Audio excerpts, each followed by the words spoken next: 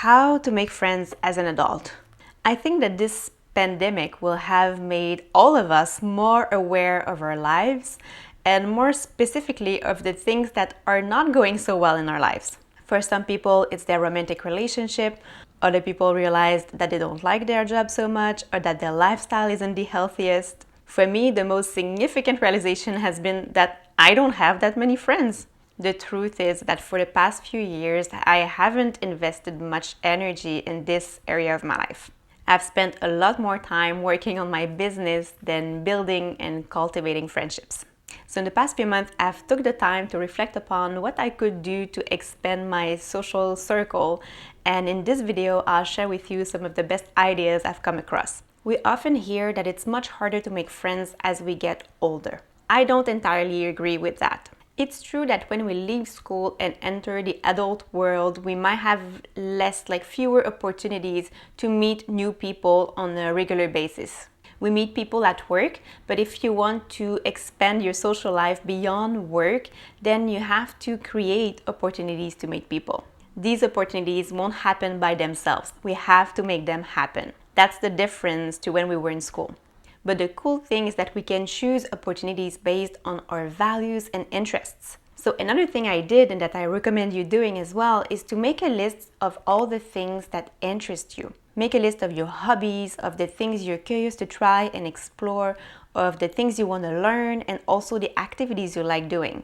The next tip is one of the most useful ones, is to identify subcultures related to your interests.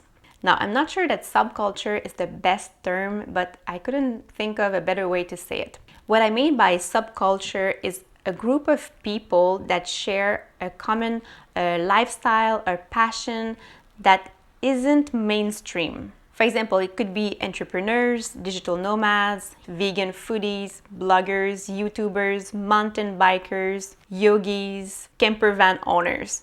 For example, one of my good friends started taking scuba diving lessons here in Quebec, and she took lessons over the course of a year, or I think even more, like 2 or 3 years, and she met people part of this subculture, scuba divers, and she made friends for life. Another example is another friend of mine who didn't have many friends during the first year after she moved to San Diego. But then she began to go surfing and she joined a meetup group for women surfers, and eventually she became very close friends with some women in that group.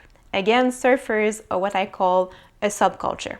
So my recommendation is, if you find something that you really enjoy doing, something that you become almost passionate about, go all in. I don't think that my friend would have built very strong friendships with scuba divers if she had gone scuba diving just once or twice and had never gone to the weekend trips that they organized.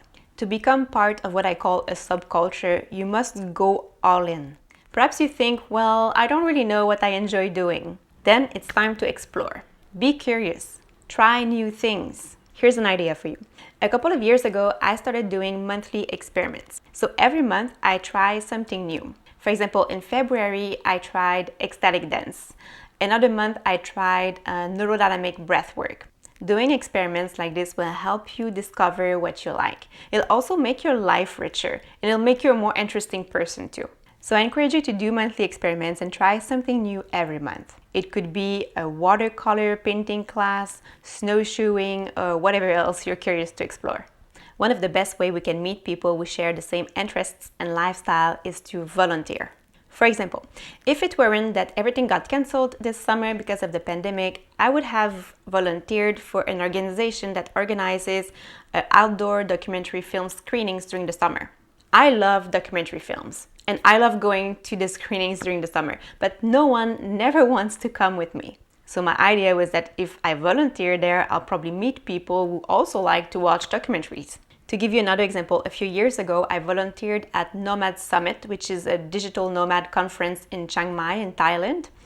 And I did that because I had just arrived in Chiang Mai, I knew nobody, and I wanted to go to the conference, but being an introvert, I felt a bit uncomfortable to just go all by myself. So I offered to volunteer, and this way I met a lot of people. So think of some organizations or causes where you could volunteer.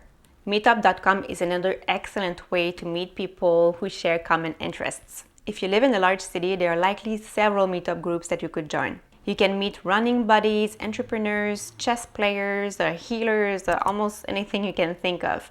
And if you don't find a group that interests you, you can start your own. I don't know where you are around the world, but there's a chance that right now there are some restrictions regarding social activities and events, which makes it harder to connect with people in person. First of all, it won't last. Soon we'll be able to connect with other humans in person again. But until then, we can meet people through online communities. It's not the same, but it's still helpful. To find online communities, you can search for Facebook groups, and you can also think of the people you follow online, like podcasters or bloggers or YouTubers. Sometimes these people have their own communities. For example, someone I follow, Sahara Rose, who has a podcast called the Higher Self Podcast, she has her own community for spiritually inclined people. So if it's not possible for you to attend in-person events right now, I think it's essential to at least connect with people online through online communities, not to feel isolated. And if you find an online community based in your area, for example, there's a Montreal Digital Nomad Facebook group, then there's a chance that you'll be able to meet the members of this group in person, maybe in a few weeks or in a few months. But you can begin to build relationship with some of those people. And the last thing I'll mention that is probably useful to improve our social life is to make sure that we have good people skills. And to do that, I think the easiest thing we can do is to get educated on people skills. If you Google best books, people skills, you'll have a list of books you can choose from. But I'll share with you a few tips or pieces of advice that I've personally learned through experience and also through reading some of those books. The first thing is to never, ever gossip. Always find something nice to say about someone. And if you can't find anything nice to say, don't say anything. Change the conversation or leave the conversation. Another thing is to be fully present when you're with someone. There's nothing more annoying than feeling that the person with whom you're having a conversation is distracted or think about something else, or if the person is constantly looking at their phone. One of the best pieces of advice I've ever come across is a quote from Maya Angelou. I've learned that people will forget what you said, people will forget what you did, but people will never forget how you made them feel.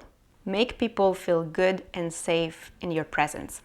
Building and cultivating true friendships takes time and dedication and effort. Like anything else, what we give our attention to grows and expands. When we don't give our social life or our friends the attention that they deserve, then it's normal that our social life begins to crumble. If you have other tips about how to make friends as an adult, please share them with us in the comments below. And that's it for me. I hope that you find these tips helpful. If so, give the video a thumbs up, and I wish you a beautiful week, and I'll see you next week.